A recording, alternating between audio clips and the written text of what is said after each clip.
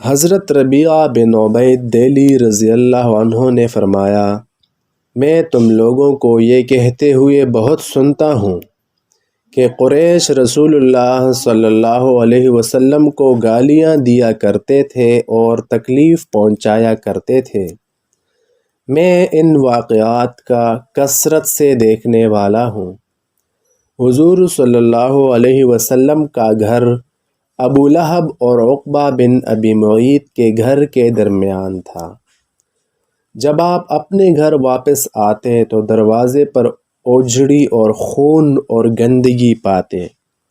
آپ اپنی کمان کے کنارے سے ان سب چیزوں کو ہٹاتے جاتے اور فرماتے، اے قریش کی جماعت، یہ پڑوسی کے ساتھ بہت برا سلوک ہے۔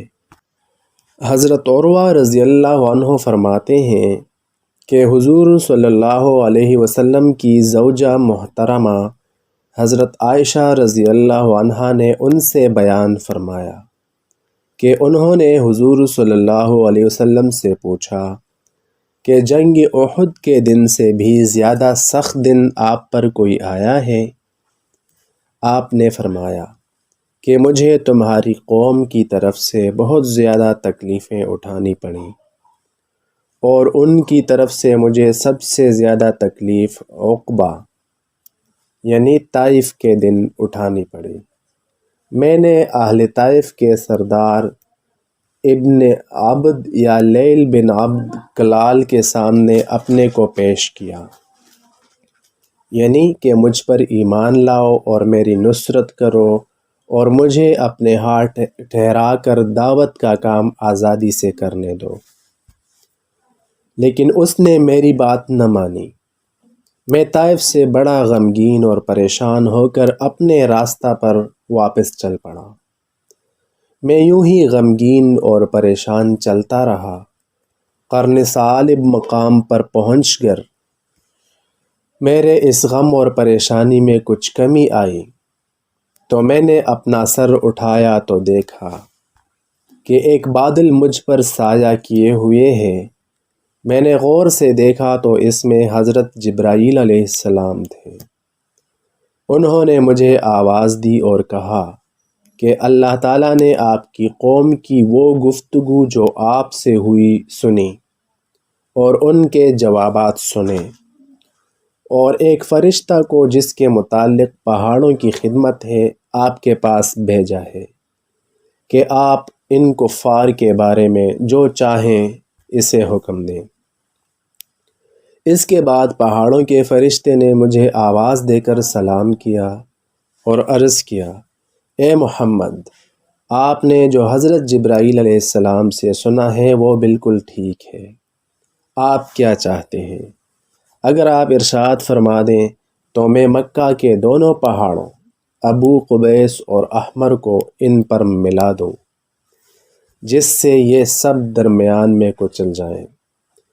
حضور اقدس صلی اللہ علیہ وسلم نے فرمایا، نہیں، بلکہ مجھے امید ہے کہ اللہ تعالیٰ ان کی پشتوں میں ایسے لوگوں کو پیدا فرمائے گا جو ایک اللہ عز و جل کی عبادت کریں گے اور اس کے ساتھ کسی چیز کو شریک نہیں کریں گے۔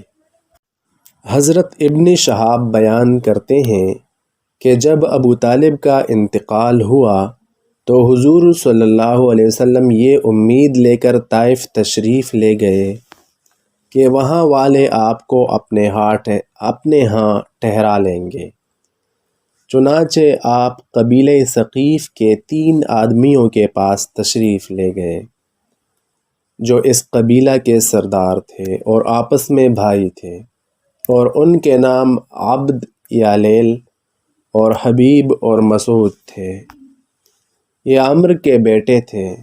آپ نے اپنے آپ کو ان پر پیش فرمایا اور ان لوگوں سے اپنی قوم کی ناقدری اور بے حرمتی کی شکایت کی، لیکن ان لوگوں نے آپ کو بہت برا جواب دیا۔ حضرت عروہ بن زبیر رضی اللہ عنہ فرماتے ہیں کہ ابو طالب کا انتقال ہو گیا اور کفار قریش کی طرف سے حضور صلی اللہ علیہ وسلم پر تکلیفیں اور سختیاں اور زیادہ بڑھ گئیں۔ آپ قبیلہ ثقیف کے پاس اس امید سے تشریف لے گئے کہ وہ آپ کو اپنے ہاں ٹھہرا لیں گے اور آپ کی مدد کریں گے۔ آپ نے دیکھا کہ قبیلہ ثقیف کے 3 سردار ہیں جو کہ آپس میں بھائی ہیں، عبد لیل بن عمرو اور حبیب بن عمرو اور مسعود بن عمرو۔ آپ نے اپنے آپ کو ان پر پیش کیا اور ان لوگوں سے تکلیفوں کی اور اپنی قوم کی بے حرمتی کرنے کی شکایت کی۔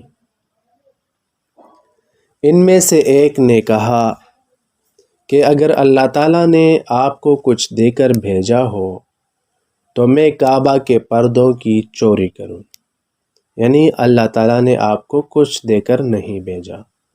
اور دوسرے نے کہا کہ اس مجلس کے بعد میں آپ سے کبھی بھی کوئی بات نہیں کروں گا، کیونکہ اگر آپ واقعی رسول ہیں تو آپ کا مقام اس سے بہت اونچا ہے کہ مجھ جیسا آپ سے بات کرے۔ اور تیسرے نے کہا رسول بنانے کے لیے آپ ہی رہ گئے تھے، کیا اللہ تعالیٰ آپ کے علاوہ کسی اور کو رسول نہیں بنا سکتے تھے؟ اور آپ نے ان سے جو گفتگو فرمائی وہ انہوں نے سارے قبیلہ میں پھیلا دی، اور وہ سب جمع ہو کر حضور صلی اللہ علیہ وسلم کا مذاق اڑانے لگے اور آپ کے راستہ پر 2 صفیں بنا کر بیٹھ گئے، اور انہوں نے اپنے ہاتھوں میں پتھر لے لیے، اور آپ جو قدم بھی اٹھاتے یا رکھتے اسے پتھر مارتے، اور آپ کا مذاق بھی اڑاتے جاتے۔ جب آپ ان کی صفوں سے آگے نکل گئے اور ان کافروں سے چھٹکارا پایا اور آپ کے دونوں قدم مبارک سے خون بہہ رہا تھا تو آپ ان لوگوں کے ایک انگور کے باغ میں چلے گئے اور ایک انگور کی بیل کے نیچے سائے میں بیٹھ گئے۔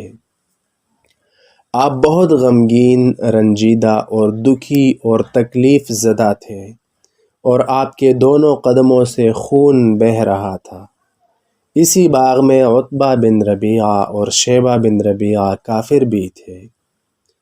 جب آپ نے ان دونوں کو دیکھا تو ان کے پاس جانا پسند نہ فرمایا، کیونکہ آپ جانتے تھے کہ یہ دونوں اللہ اور اس کے رسول کے دشمن ہیں، حالانکہ آپ سخت تکلیف اور پریشانی میں تھے۔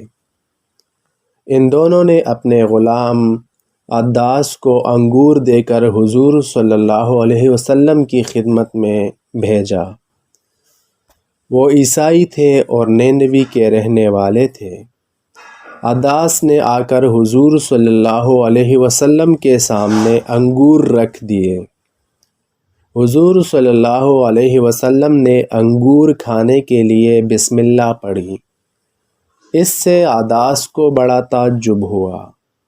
آپ نے ان سے پوچھا تم کہاں کے رہنے والے ہو؟ انہوں نے کہا میں نینوی کا رہنے والا ہوں۔ آپ نے فرمایا تم اس بھلے اور نیک آدمی کے شہر کے رہنے والے ہو جن کا نام حضرت یونس بن متی علیہ السلام تھا۔ عداس نے حضور صلی اللہ علیہ وسلم سے عرض کیا کہ آپ کو کیسے پتہ چلا کہ حضرت یونس بن متی کون ہیں؟ آپ کو حضرت یونس علیہ السلام کے جتنے حالات معلوم تھے وہ عداس کو بتائے، اور آپ کی عادت مبارکہ یہ تھی کہ کسی انسان کا درجہ اس سے کم نہیں سمجھتے تھے کہ اسے اللہ کا پیغام پہنچائے، یعنی چھوٹے بڑے ہر ایک کو دعوت دیا کرتے تھے۔ حضرت عداس نے عرض کیا یا رسول اللہ، آپ مجھے حضرت یونس بن متی کے بارے میں جو کچھ اور بتائیں۔ چنانچہ حضور صلی اللہ علیہ وسلم پر حضرت یونس علیہ السلام کے بارے میں جتنی وحی نازل ہوئی تھی وہ سب حضور صلی اللہ علیہ وسلم نے عباس کو سنا دی۔ اس پر وہ حضور صلی اللہ علیہ وسلم کے سامنے سجدے میں گر گئے اور آپ کے قدموں کو چومنے لگ گئے جن میں سے خون بہہ رہا تھا۔ جب عتبہ اور اس کے بھائی شیبہ نے اپنے غلام کو یہ کرتے ہوئے دیکھا تو دونوں سکتے میں رہ گئے۔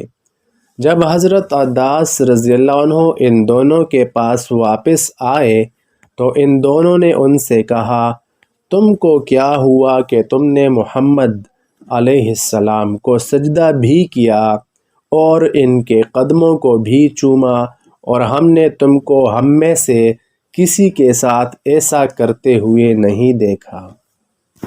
حضرت عباس نے کہا، یہ ایک بھلے آدمی ہیں اور انہوں نے مجھے چند ایسی باتیں بتائی ہیں جو مجھے اس رسول کے بارے میں معلوم تھیں جن کو اللہ تعالیٰ نے ہماری طرف مبعوث فرمایا تھا، جن کو حضرت یونس علیہ السلام کہا جاتا ہے، اور انہوں نے مجھے بتایا کہ وہ اللہ کے رسول ہیں۔ اس پر وہ دونوں ہنس پڑے اور کہنے لگے، ارے یہ آدمی تمہیں تمہاری نصرانیت سے نہ ہٹا دے، یہ آدمی بہت دھوکہ دیتا ہے۔